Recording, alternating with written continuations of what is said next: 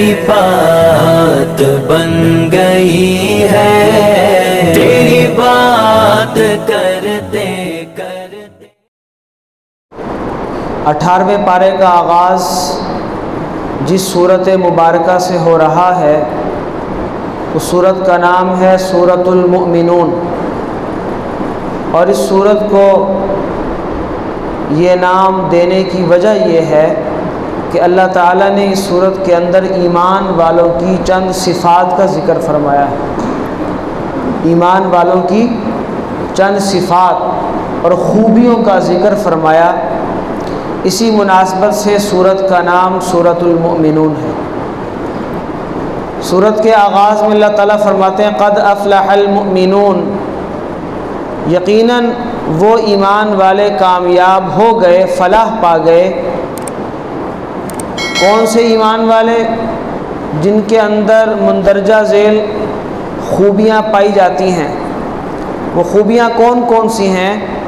الذین هم فی صلاتہم خاشعون، جو اپنی نمازوں کے اندر خشوع کرنے والے ہیں، عاجزی اور خشوع خضوع اللہ کی طرف متوجہ ہو کر اللہ رب العزت کے دھیان کے ساتھ اور اللہ رب العزت کے خوف کے ساتھ۔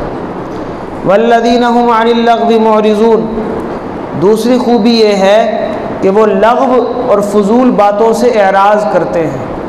لغو وہ بات یا وہ چیز کہلاتی ہے جس میں کسی قسم کا دینی یا دنیاوی کو فائدہ نہ ہو، فرمایا وہ ایمان والے لغو باتوں سے اعراض کرتے ہیں۔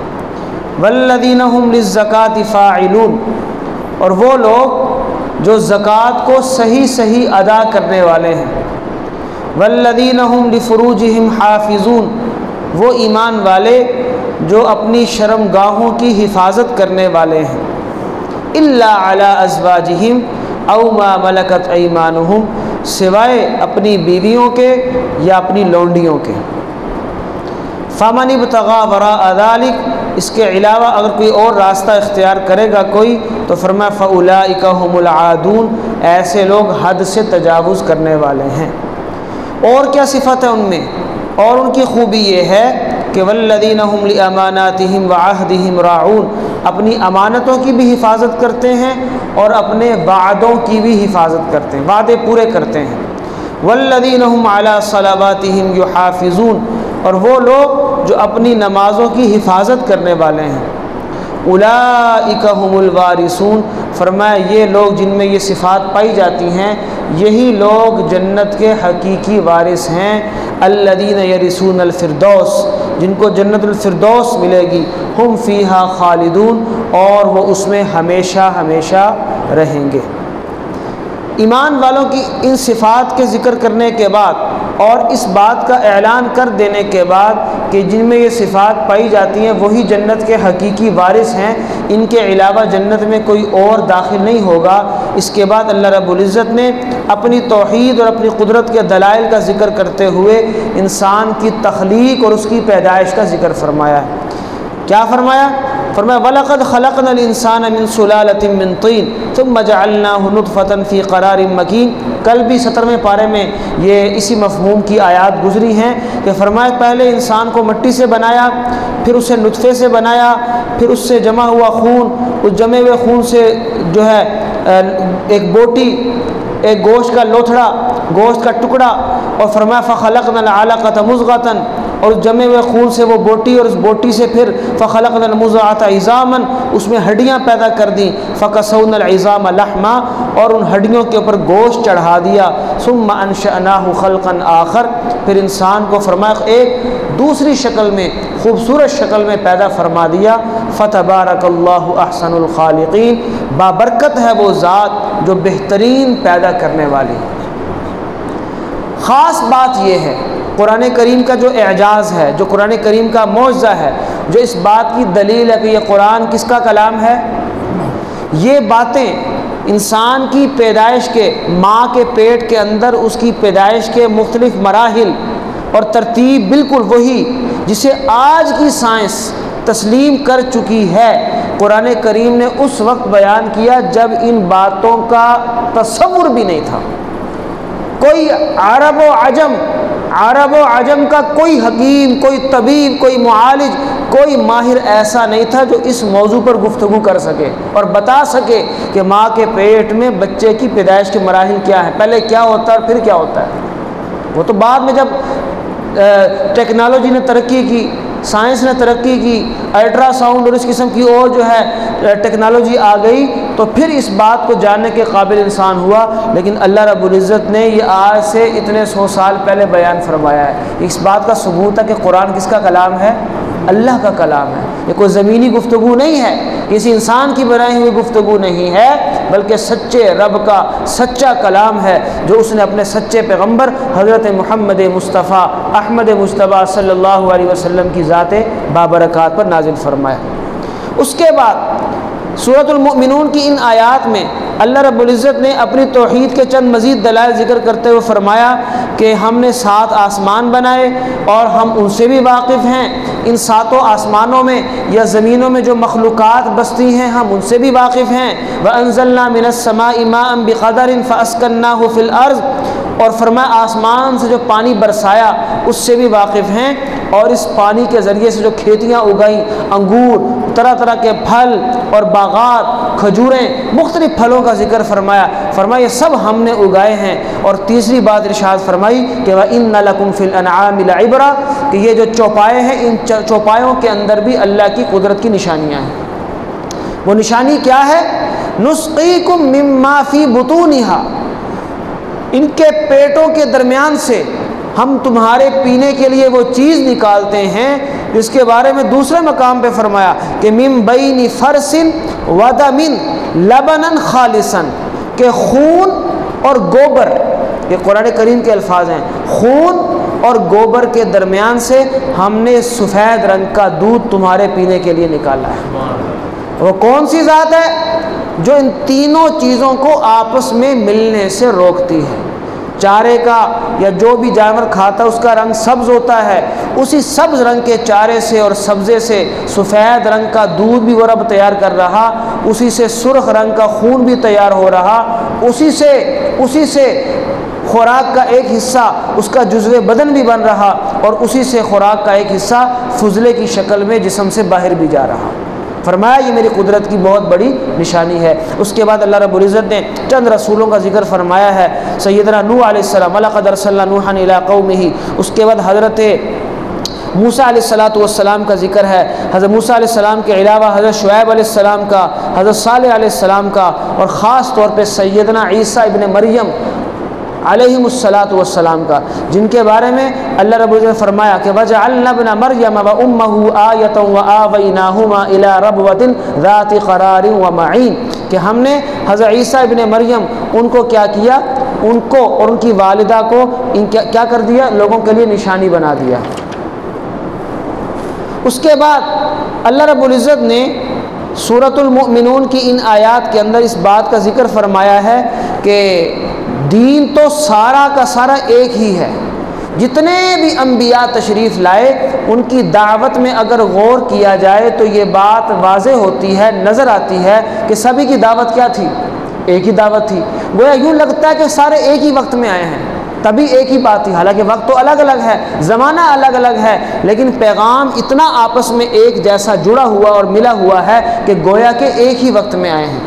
تو ان کی تعلیمات تو ایک تھیں، لیکن بعد والوں نے کیا کیا، ان کی تعلیمات کو توڑا، اس میں تفرقہ بازی ڈال دی، اور فرمایا فَتَقَطَّعُوا أَمْرَهُمْ بَيْنَهُمْ زُبُرًا كُلُّ حِزْبٍ بِمَا لَدَيْهِمْ فَرِحُونَ، ہر ایک اپنے اپنے دین کے خود ساختہ حصے کو لے کر خوش ہے اور سمجھ رہا ہے کہ میں حق پر ہوں، باقی سب کیا ہیں، گمراہ ہیں۔ اور آج اگر دیکھا جائے تو آج ہم مسلمانوں کا حال بھی یہی ہے، ایک اللہ کو ماننے والے، ایک نبی کے نام لیوا، ایک کتاب قرآن کریم کو ماننے والے، ایک ہی دین اسلام کے پیروکار، لیکن حال یہ ہے کہ ہر ایک خود کو صحیح سمجھ رہا اور دوسرے پر کفر کے فتوے لگا رہا۔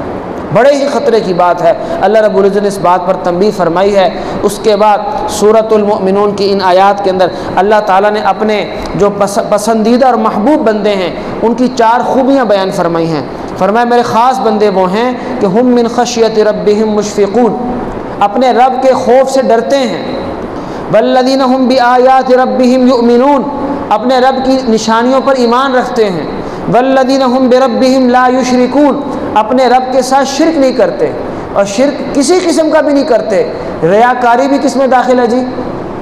ریاکاری بھی ایک طرح کا شرک ہے، فرمایا کہ وہ یہ والا شرک بھی نہیں کرتے۔ اور والذین یؤتون ما آتوا، جو بھی دیتے ہیں، خرچ کرتے ہیں اللہ کی راہ میں، تو اللہ رب العزت سے ڈرتے ہیں، اور اس بات سے ڈرتے رہتے ہیں کہ نامعلوم ہمارا یہ عمل اللہ رب العزت کے ہاں قبول ہوگا یا نہیں ہوگا۔ اس کے برعکس جو نافرمان ہیں ان کے بارے میں فرمایا کہ وہ اللہ رب العزت اور اس کے رسول کی تعلیمات کی خلاف ورزی کرتے ہیں، اللہ تعالیٰ کی آیات سے اعراض کرتے ہیں، اور آخرت پر ایمان بھی نہیں رکھتے، اور اس کے علاوہ انبیاء کو جھٹلاتے بھی ہیں۔ اور ساتھ ہی ساتھ فرمایا کہ وہ حضور پاک علیہ الصلوۃ والسلام کے متعلق فرمایا کہ آپ صلی اللہ علیہ وسلم کے بارے میں کیا کہتے ہیں کہ آپ علیہ السلام مجنون ہیں۔ ام یقولون بہ جنہ، کیا یہ لوگ سمجھتے ہیں کہ آپ صلی اللہ علیہ وسلم کو جنون ہے؟ فرمایا یہ غلط کہتے ہیں، اور ان کا حال روز محشر یہ ہوگا کہ قالوا ربنا غلبت علینا شقوتنا وکنا قوما ضالین، کہ اپنے رب کے حضور یہ پھر دعا کریں گے، گزارش کریں گے، اور بار بار کہیں گے کہ اے ہمارے رب، ہم پر ہماری شقاوت، ہماری بدبختی غالب رہی، وکنا قوما ضالین، ہم راستے سے بھٹکے ہوئے تھے، مگر آج ہمیں سمجھ آ گئی ہے کہ حق بات کیا ہے، ہمیں حق راستے کا پتہ چل گیا ہے۔ ربنا اخرجنا منہا، ایک مرتبہ ہمیں یہاں سے نکال کے دوبارہ کہاں بھیج دیں؟ دنیا میں واپس بھیج دیں۔ فإن عدنا فإنا ظالمون، اب اگر دوبارہ ہم وہی کام کریں نا تو پھر ہم مانتے ہیں کہ واقعتاً ہم کیا ہوں گے؟ ظالم ہوں گے، لیکن ایک موقع اور دے دیں۔ اللہ تعالیٰ فرمائیں گے قال اخسؤوا فیہا ولا تکلمون، اب ذلیل ہو کے، مردود ہو کے، رسوا ہو کر یہیں پڑے رہو، ولا تکلمون، اب مجھ سے بات بھی نہ کرو۔ تو یہ اللہ رب العزت نے دونوں فریق جو ہیں ان کا انجام، نیک لوگوں کا انجام بھی بتا دیا اور برے لوگوں کا انجام بھی ذکر فرما دیا۔ اس کے بعد سورۃ المؤمنون کی جو آخری آیت ہے اس میں اللہ تعالیٰ نے پیغمبر اسلام حضرت محمد مصطفیٰ صلی اللہ علیہ وسلم کے واسطے سے، آپ کے توسط سے ایک دعا کرنے کی ترغیب دی ہے کہ اللہ کے حضور یوں دعا کیا کرو۔ وہ دعا کیا ہے؟ وقل رب اغفر وارحم، یوں کہا کرو کہ اے میرے رب اغفر، تو معاف کر دے، بخش دے، ورحم، اور رحم فرما، وانت خیر الراحمین، بے شک تو ہی بہترین رحم کرنے والا ہے۔ تو ہم سب کو یہ دعا کرتے رہنا چاہیے۔ سورۃ المؤمنون کے مضامین کا اختتام اسی بات پر ہو رہا ہے۔ اس کے بعد جو سورت شروع ہو رہی ہے اس سورت کا نام ہے سورۃ النور، سورہ نور۔ سورہ نور کو یا تو سورہ نور اس لیے کہا جاتا ہے کہ اس سورت کے اندر قرآن کریم کی وہ آیت ہے اللہ نور السماوات والارض، کہ اللہ تعالیٰ کی ذات آسمانوں اور زمینوں کا نور ہے۔ اس آیت کا چونکہ ذکر ہے اسی وجہ سے سورت کا نام کیا ہے؟ سورہ نور۔ یا اس وجہ سے ہے کہ جو اس سورت کو پڑھے گا، اس کے مضامین کو سمجھے گا، اس پر عمل کرے گا، مرد ہو یا عورت، اس کی زندگی سراپا نور بن جائے گی۔ اور آپ جانتے ہیں سورہ نور جو ہے مدنی صورت ہے، اس میں 64 آیات، 9 رکوع ہیں۔ احادیث میں ترغیب آئی ہے، حضور پاک علیہ السلام نے فرمایا، اما جان عائشہ صدیقہ رضی اللہ تعالیٰ عنہ کی روایت ہے کہ حضور پاک علیہ السلام نے فرمایا کہ اپنی عورتوں کو کیا سکھایا کرو؟ سورہ نور اور سورہ نساء، یہ اپنی عورتوں کو سکھایا کرو۔ کیوں؟ اس کی وجہ یہ ہے کہ اس صورت کے اندر اور احکامات تو ہیں ہی ہیں، خاص طور پر خواتین کے بارے میں بھی احکامات ہیں، مستورات کے بارے میں، اور خانگی زندگی اس کے بارے میں حکم ہے، اور اس کے علاوہ جو معاشرتی آداب ہیں جن کی ضرورت مردوں کو بھی ہے اور عورتوں کو بھی ہے، چونکہ ان آداب کا ذکر ہے، اس وجہ سے تاکید کے ساتھ فرمایا کہ عورتوں کو سورہ نور سیکھنی چاہیے، اور مردوں کے بارے میں فرمایا کہ مردوں کو سورۃ المائدہ مردوں کو لازمی سیکھنی چاہیے، صرف تلاوت نہیں، اس کو سمجھنا، اس کے مضامین پر عمل کرنا۔ اللہ تعالیٰ نے سورہ نور کے آغاز میں جو سب سے پہلا حکم دیا وہ زناکار، زنا کرنے والا، بدکاری کرنے والا مرد ہے یا عورت، اس کی سزا کا ذکر فرمایا۔ سزا کیا ہے؟ کہ اگر بدکار یعنی زنا کرنے والا مرد ہے یا عورت اور غیر شادی شدہ ہے تو فرمایا فجردو کل واحدۃ منہما 100 جلدہ، ان کی سزا یہ ہے کہ اگر مرد ہے یا عورت ان سے زنا ہو گیا، زنا کا ارتکاب ہو گیا، تو 100 کوڑے، مرد ہو یا عورت دونوں کو 100 کوڑے لگائے جائیں گے۔ جان سے نہیں مارنا، اس کی بھی وجہ ہے کہ چونکہ غیر شادی شدہ تھے، اپنی جنسی خواہشات یا خواہشات سفلی کو پورا کرنے کا جائز ذریعہ ان کے پاس میسر نہیں تھا، اس لیے 100 کوڑے مار کر انہیں نشان عبرت بنایا جائے، اور یہ تو قرآن میں ذکر ہے۔ اور اگر وہ شادی شدہ ہیں تو اس کا ذکر احادیث متواترہ میں موجود ہے کہ ان کی سزا یہ ہے کہ ان کو رجم کیا جائے گا، یعنی سنگسار کر دیا جائے گا، حتیٰ کہ انہیں جان سے مار دیا جائے گا کہ حلال ذریعہ ہوتے ہوئے حرام راستہ اختیار کیوں کیا۔ اس کے بعد سورہ نور کی ان آیت نمبر 4 میں اللہ تعالیٰ نے ذکر فرمایا ہے کہ اگر کسی پاک دامن مرد یا پاک دامن عورت پہ کوئی تہمت لگاتا ہے، کسی برے کام کا الزام لگاتا ہے، اس کے کردار کو داغدار کرنے کی کوشش کرتا ہے، تو اس کی سزا یہ ہے کہ الزام لگانے والے کو جو الزام لگا دیا، گواہ پیش نہیں کر سکا، الزام کو ثابت بھی نہیں کر سکا، تو بطور سزا 80 کوڑے لگائے جائیں گے اس کو، 80 کوڑے، فجلدوہم 80 جلدتن، 80 کوڑے ان کو لگائے جائیں گے۔ اور اس کی سزا ایک اور بھی ہے کہ ولا تقبلوا لهم شہادتا ابدا، یہ شخص ہمیشہ ہمیشہ کے لیے گواہی دینے سے محروم ہو جائے گا۔ جس شخص نے کسی پر الزام لگایا، کوڑے تو لگیں گے، آئندہ کسی معاملے میں یہ گواہی نہیں دے سکتا، کسی معاملے میں گواہ نہیں بن سکتا۔ کیوں؟ کسی کے کردار کو داغدار کرنے کی کوشش کیوں کی ہے۔ اس کے علاوہ اس صورت کے اندر اللہ رب العزت نے ایک جو اہم بات ہے وہ رکوع نمبر 8 سے شروع ہو رہی ہے، سورہ نور کی آیت نمبر 11 ہے، ان الذین جاءوا بالافک عصبۃ منکم لا تحسبوه شرا لکم۔ یہ پورا رکوع ہے، اس کے اندر واقعہ افک کا ذکر ہے۔ افک کا معنی ہوتا ہے جھوٹ بولنا، جھوٹ گھڑنا، اور ان آیات کے اندر جو خاص بات بیان ہوئی ہے وہ اس جھوٹ کا ذکر ہے جو منافقین نے سیدہ اما جان عائشہ صدیقہ رضی اللہ تعالی عنہا کے کردار پر جھوٹ باندھا تھا۔ مومنوں کی ماں، پاک دامن عورت، حضور پاک علیہ الصلاۃ والسلام کی زوجہ، امام الانبیاء حضرت محمد مصطفیٰ صلی اللہ علیہ وسلم کی زوجیت کے لیے میرے رب نے جن کا انتخاب کیا، ان کے بارے میں تو کسی بری بات کا تصور بھی نہیں کیا جا سکتا، لیکن یہ منافقین وہاں بھی باز نہ آئے، اور غلط کاری کا الزام، غلط تعلقات کا جب الزام لگایا تو یہ واحد تاریخ قرآن کریم کے پورے قرآن کریم کو پڑھ لیں، شاید یہ واحد وہ آیات ہیں کہ ان آیات کے اندر اللہ رب العزت نے، اور یہ پہلی مرتبہ ہوا کہ اللہ تعالیٰ نے قرآن کریم کو نازل فرما کر کسی کی پاک دامنی کو ثابت کیا، قرآن کریم اتارا۔ اما جان عائشہ صدیقہ رضی اللہ تعالی عنہا کی پاک دامنی کو اللہ تعالیٰ نے قرآن کریم کے ذریعے ثابت کیا، اور فرما دیا کہ کیا فرما دیا کہ ان الذین یحبون ان تشیع الفاحشۃ، یہ جو لوگ چاہتے ہیں کہ ایمان والوں کے اندر بے حیائی کی باتیں پھیل جائیں، فرمایا ان کے لیے دردناک عذاب ہوگا۔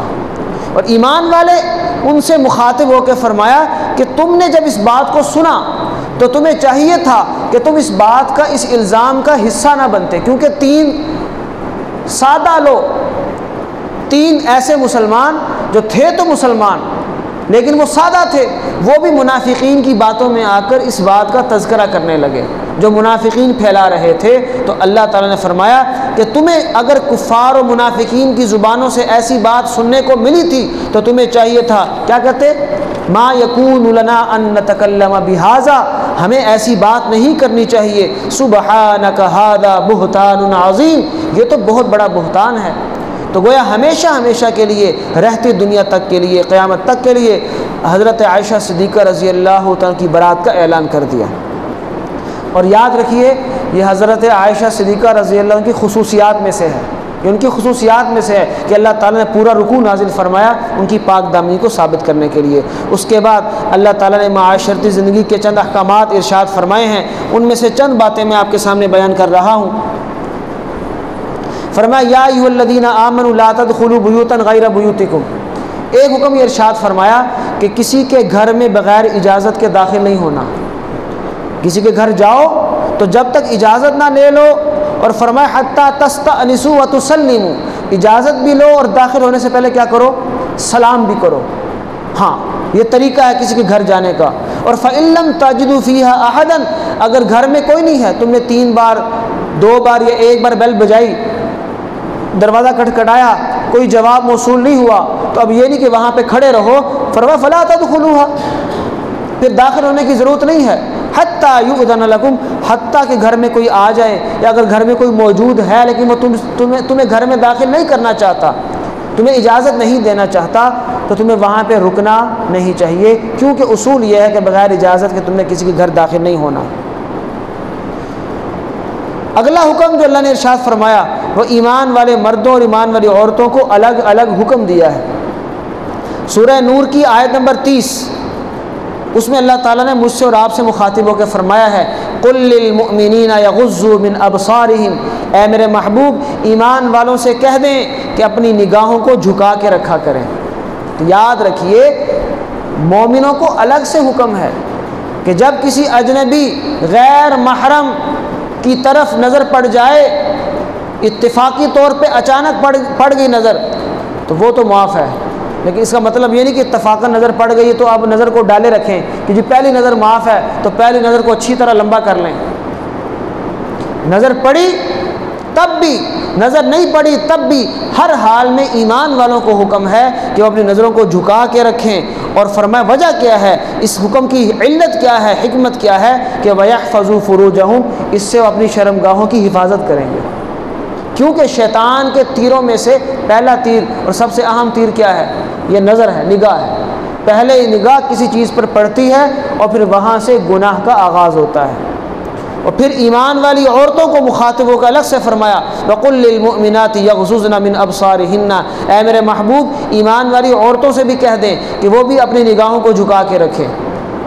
میری مائیں اور بہنیں مستورات اگر میری آواز سن رہی ہیں اور تشریف رکھتی ہیں تو میں ان سے خاص طور پہ مخاطب ہوں، اور تمام مومن عورتوں کو چاہیے. ہماری عورتیں یہ سمجھتی ہیں کہ مردوں کو تو چاہیے کہ کیا کرے، عورتوں کو دیکھ کے نظریں جھکا لے. عورتوں کے لیے سب جائز ہے اور ہوتا بھی ایسا ہی ہے. عورتیں مردوں کو دیکھ کے نظریں جھکاتی ہیں، بھلا مرد تو نظریں جھکائے.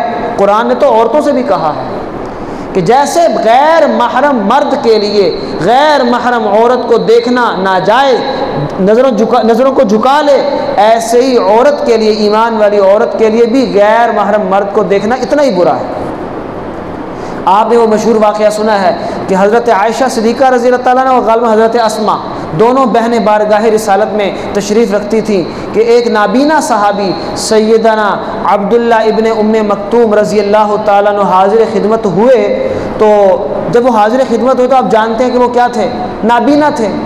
تو وہ نابینا تھے تو اس وجہ سے یہ دونوں خواتین وہاں سے اٹھنے کے بجائے وہیں پر بیٹھی رہیں. حضور پاک علیہ الصلوۃ والسلام ناراض ہوئے، ان سے پوچھا بعد میں کہ وہ آئے اور تم نے اٹھنے کے بجائے وہاں پہ بیٹھے رہنا گوارا کیا، تم نے کیوں نہیں وہاں سے اٹھ کر وہاں سے چلے جانا مناسب سمجھا؟ تو انہوں نے کہا یا رسول اللہ صلی اللہ علیہ وسلم عبداللہ ابن ام مکتوم تو نابینا ہے، وہ تو ہمیں دیکھ ہی نہیں سکتے. تو حضور پاک علیہ السلام نے فرمایا تھا کہ افعمیابانی انتما، وہ نابینا تو تھے، کیا تم دونوں بھی نابینا تھی؟ تمہیں تو نظر آ رہے تھے وہ، تو تمہیں اٹھ جانا چاہیے تھا. یہی بات یہاں پر ارشاد فرمائی ہے. فرمایا اس کی وجہ بھی یہ ہے کہ اس سے عورتیں اپنی شرمگاہوں کی حفاظت کریں گی. ولا یبدین زینتہن الا ما ظہر منہا، اپنی زیب و زینت کو ظاہر نہ کریں. یاد رکھیں کہ عورت کے، یہ بات بڑی اہم ہے، ہم مردوں کو بھی چاہیے کہ خواتین کو بتائیں، ہاتھ، پاؤں اور چہرہ، ان 3 چیزوں کو نکال کر عورت کا سارا جسم کیا ہے؟ سطر ہے. بات کو مکس نہیں کرنا، ہمارے ہاں بڑی کنفیوژن پائی جاتی ہے. ایک ہے سطر اور ایک ہے حجاب جس کو ہم پردہ بولتے ہیں. ایک ہے سطر اور ایک ہے پردہ. عورت کا چہرہ، عورت کے ہاتھ اور عورت کے پاؤں، ان 3 چیزوں کو آپ مائنس کر دیں، باقی سارا کا سارا کیا ہے؟ عورت کا سطر ہے کہ ہر حال میں چھپانا ہے. بازو بھی سطر ہیں، پنڈلیاں بھی سطر ہیں، اور کمر بھی اور سینہ بھی اور سر بھی، کہ سب کے سب کیا عورت کا سطر ہے جس کو ہر حال میں چھپانا ضروری ہے. بس یوں سمجھے کہ مرد کا سطر کیا ہے جی؟ مرد کا ناف سے لے کر گھٹنوں کے نیچے تک، یہ مرد کا سطر ہے۔ تو جیسے اس کو چھپانا فرض ہے، عورت کے لیے چہرے اور ہاتھ اور پاؤں کے علاوہ بقیہ تو ویسے سطر ہو گیا۔ اچھا وہ تو سطر ہے، وہ تو کسی حال میں کھولا ہی نہیں، اب بچا کیا ہے جی؟ چہرہ، ہاتھ اور پاؤں۔ تو چہرہ چونکہ سطر میں داخل نہیں تھا، اللہ تعالیٰ نے چہرے میں چونکہ سطر میں داخل نہیں تھا اس لیے چہرے کا پردہ کرنے کا حکم دیا۔ یہ چونکہ سطر کا حصہ نہیں ہے، اس کا پردہ کرنا ہے۔ سطر تو ہر کسی سے چھپانا ہے، چاہے وہ محرم مرد ہے چاہے وہ غیر محرم ہے، اور پردہ چہرے کا چونکہ اجنبی سے کرنا ہے اس لیے اجنبی سے چہرہ بھی چھپائے گی اور اپنے محرم سے چہرہ چھپانے کی ضرورت نہیں ہے۔ میں یوں سمجھیے کہ یہ اگر دیوار ہے وہ دیوار ہے، اگر پردہ لٹکانا ہو تو کہاں لٹکائیں گے جی؟ کھڑکی کے آگے لٹکائیں گے یا دیوار کے اوپر لٹکا دیں گے؟ کھڑکی کے آگے، جہاں سے آر پار دیکھا جا سکتا ہے۔ تو عورت کا سارا جسم سطر ہے، لیکن سطر سے جس کو مستثنا کر دیا گیا، جو سطر میں داخل نہیں تھا، وہ چہرہ تھا، ہاتھ اور پاؤں تھے۔ تو چہرے کے بارے میں فرمایا کہ اس کا حجاب ہے، اس پر پردہ کرنا ہے۔ لیکن ساتھ ہی ساتھ چند رشتہ دار ایسے ہیں ان کو اس حکم سے کیا کر دیا ہے؟ مستثنا کر دیا ہے کہ ان کے سامنے چہرہ چھپانا ضروری نہیں، کیونکہ وہ محرم ہیں۔ ایک وجہ کہ محرم ہیں، نمبر دو ان کے ساتھ چہرہ نہ چھپانے میں کوئی فتنے کا اندیشہ نہیں ہے۔ کیوں؟ کہ اللہ تعالیٰ نے یہ رشتے پیدائشی طور پر، اللہ نے فطری طور پر ایسے بنائے ہیں کہ یہ اپنی عورتوں کی عزت و ناموس کے کیا ہوتے ہیں؟ محافظ ہوتے ہیں، حفاظت کرتے ہیں، نہ کہ خراب کرتے ہیں۔ لیکن وہ الگ بات ہے کہ آج کل فتنے کا چونکہ زمانہ آ چکا ہے، ان حالات میں اگر ان رشتہ داروں میں سے بھی جن کا ذکر آگے آ رہا ہے کسی سے فتنے کا اندیشہ ہو تو عورت کو حکم دیا گیا ہے کہ وہ ان سے بھی تھوڑا کیا کرے، پھر دور رہے اور پرہیز کرے۔ وہ رشتے کون سے ہیں جن سے عورت پردہ نہیں کرے گی کیونکہ وہ محرم ہے؟ فرمایا وہ الا لبعولتہن، سب سے پہلے تو شوہر ہے، او آبائہن، باپ اور باپ، او آبائی بعولتہن، سسر، او ابنائہن، بیٹے، سگے بیٹے، او ابنائی بعولتہن، یا سگے بیٹے نہیں، اس کے شوہر کے دوسرے بیٹے، کسی کے شوہر، کسی عورت کا جو شوہر ہے اس کی کسی اور بیوی سے اس کے بیٹے ہیں تو ان سے بھی پردہ نہیں ہے۔ او اخوانہن، بھائیوں سے پردہ نہیں ہے۔ او بنی اخوانہن، بھتیجوں سے پردہ نہیں ہے۔ او بنی اخواتہن، بھانجوں سے پردہ نہیں ہے۔ او نسائہن، عورت کا عورت سے پردہ نہیں ہے۔ او ما ملکت ایمانہن، لونڈیوں غلاموں سے پردہ نہیں ہے۔ او التابعین غیر اولی الارباء، اور ایسے لوگ جو طفیلی قسم کے ہیں تو مرد لیکن طفیلی مرد ہیں۔ طفیلی مرد کا مطلب پاگل سے ہیں، احمق سے ہیں، یا وہ کہہ لو کہ وہ مردانہ صلاحیتوں سے محروم ہیں، جن کا عورتوں کی طرف کوئی دھیان نہیں ہوتا۔ فرمایا اس سے بھی اگر پردہ نہ کرے تو جائز ہے۔ اور فرمایا او الطفل الذین لم یظہروا علی عورات النساء، وہ چھوٹے بچے جن کو ابھی عورتوں کی پردے کی باتوں کا کچھ پتہ ہی نہیں ہے، عورتوں کی پردے کی باتیں ان کو کچھ پتہ نہیں ہیں تو ان سے بھی پردہ نہیں ہے۔ چند یہ رشتے ذکر فرما دیے، فرمایا ان سے عورت پردہ نہیں کرے گی، اور ساتھ ہی حکم دیا ولا یضربن بارجلہن، عورتوں کو چاہیے کہ چلتے وقت اپنے پیروں کو زور زور سے زمین پر مار کر نہ چلیں، کہ اس سے کیا ہوگا؟ جو ان کے خفیہ زیورات ہیں، کوئی پازیب ہے، کوئی چوڑیاں ہیں، یا اس قسم کا کوئی اور زیور اگر انہوں نے پہن رکھا ہے تو قدم اٹھا کے زمین پر مار کر چلیں گی تو شور پیدا ہوگا، اور جب شور ہوگا تو ہو سکتا ہے کسی دل اور عقل کے دماغ کے جو اندھا جو آدمی ہے وہ جب سنے تو سننے سے کیا کرے؟ فتنے کا شکار ہو جائے۔ اس کے بعد اللہ تعالیٰ نے ایک اور حکم دیا ہے، فرمایا کہ وَأَنكِحُوا الْأَيَامَ مِنكُمْ، جو تمہارے اندر بے نکاح، بغیر نکاح کے جو لوگ ہیں ان کا تم نکاح کرا دیا کرو۔ وقت ہمارا پورا ہو رہا ہے لیکن چونکہ اہم مضامین ہیں اس لیے سارے ضروری ہیں تو 5-7 منٹ ذرا اور ایکسٹرا لگ جائیں گے۔ فرمایا بے نکاحوں کا نکاح کرو۔ اسلام کسی بھی صورت میں زناکاری کی حوصلہ افزائی نہیں کرتا، اس لیے حتی الامکان کس بات کا حکم دیا ہے کہ نکاح کرو، نکاح کو آسان بناؤ، کہ اگر نکاح ہو جائے گا تو برائی کا راستہ اور زنا کا راستہ کیا ہو جائے گا؟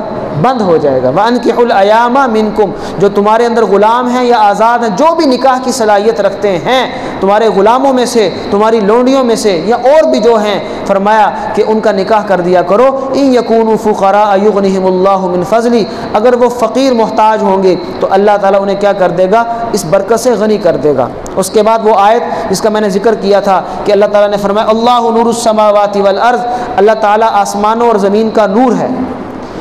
اچھا، اللہ تعالیٰ نے آسمانوں اور زمین کا نور اپنی ذات کو فرمایا، اور اللہ نے اپنے نور کی ایک مثال بیان فرمائی ہے۔ وہ مثال کیا ہے کہ دیکھیں، ایک چراغ ہے، اس چراغ کو ایک شیشے کی قندیل کے اندر رکھ دیا، شیشہ ہے قندیل، اس کے اندر رکھ دیا، اور پھر اس قندیل کو اٹھا کر کسی طاقچے میں، کسی کھڑکی میں رکھ دیا، تاکہ جہاں اس کی روشنی ہمیں چاہیے وہاں ملتی رہے، اور اس قندیل کی وجہ سے ہوا اگر چلے تو وہ بجھے گا بھی نہیں۔ اور فرمایا اس چراغ کے اندر تیل کون سا ہے؟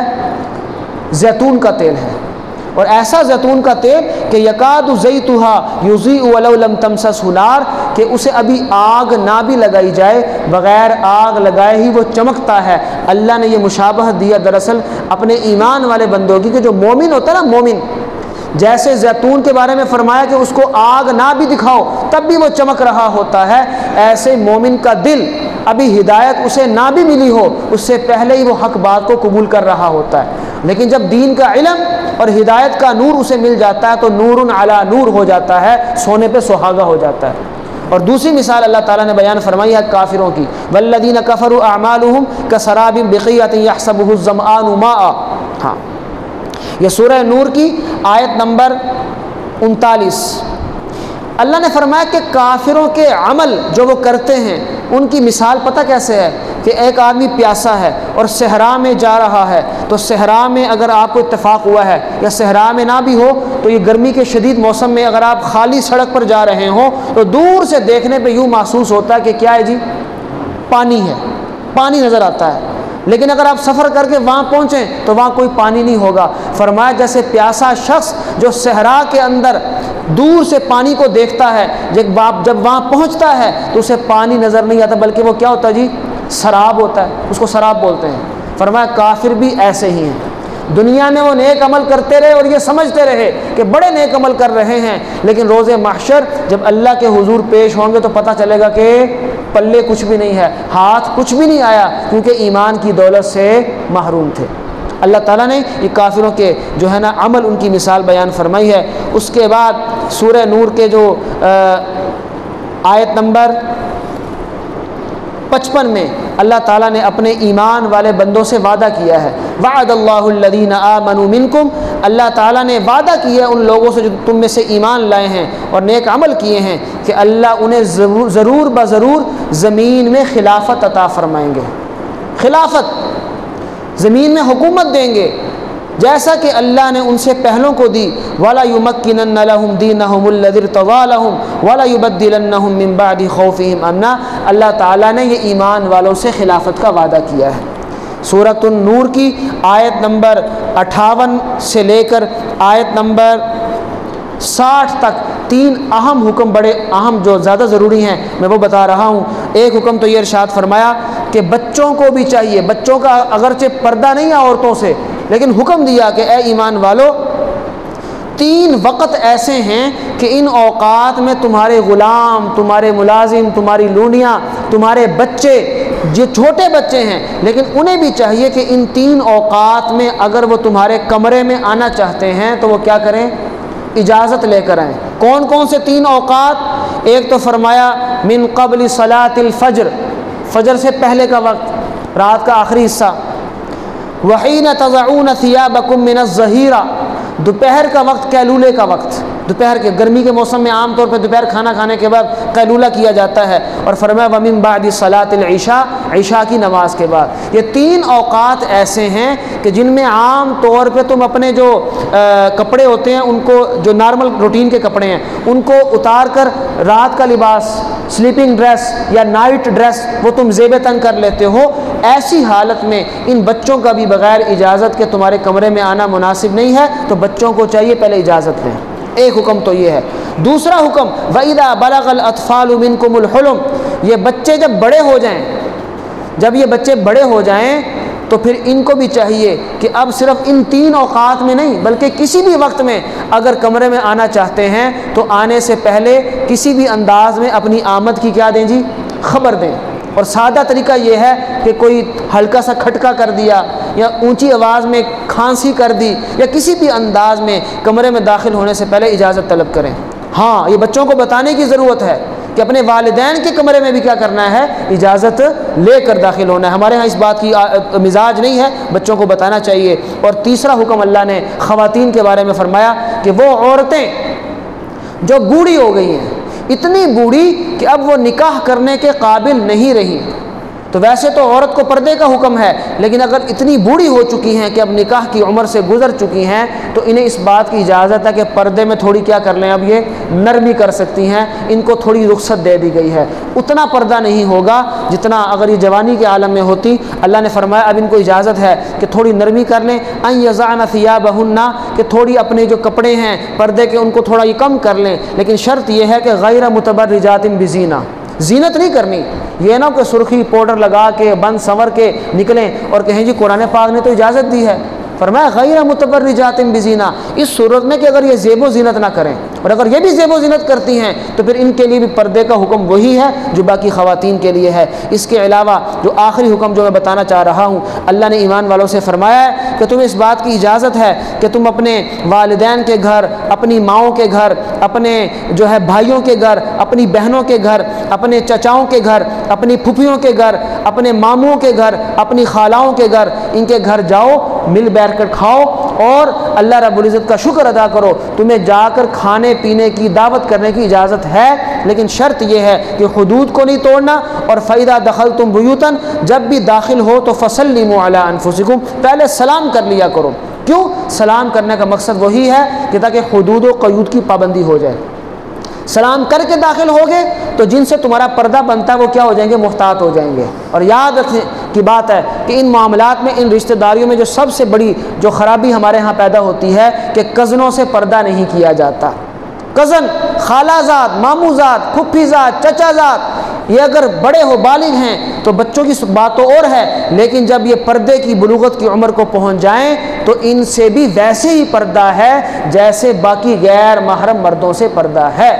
ہاں، آج ہم اپنی بچیوں کو، اپنی بیٹیوں کو غیر محرم مردوں سے تو بچا لیتے ہیں، لیکن ان رشتہ داروں سے بچانے میں اکثر کیا رہتے ہیں جی؟ ناکام رہتے ہیں۔ تو یاد رکھیے، ان رشتہ داروں، کزنوں، خالہ زاد، ماموں زاد، چچا زاد، پھپھی زاد، ان سے بچانا بھی اپنی بچیوں کو اتنا ہی ضروری ہے جتنا باقی غیر محرموں سے بچانا ضروری ہے۔ اگر بات سمجھ نہ آ رہی ہو تو مفتیان کرام سے پوچھیے، اخبارات آپ بھی پڑھتے رہتے ہیں کہ وہ رشتے جن کو مقدس سمجھا جاتا ہے جب وہ محفوظ نہیں رہے تو یہ تو بات کی بات ہے، یہ تو ہے ہی حرام رشتے، یہ تو ہیں ہی غیر محرم۔ اللہ رب العزت سمجھ عطا فرمائے۔ سورۃ الفرقان وہ شروع ہو رہی ہے اس پارے میں، انشاءاللہ اس کا آغاز 19ویں پارے کے ساتھ کر لیا جائے گا۔ وآخر دعوانا ان الحمد للہ رب العالمین۔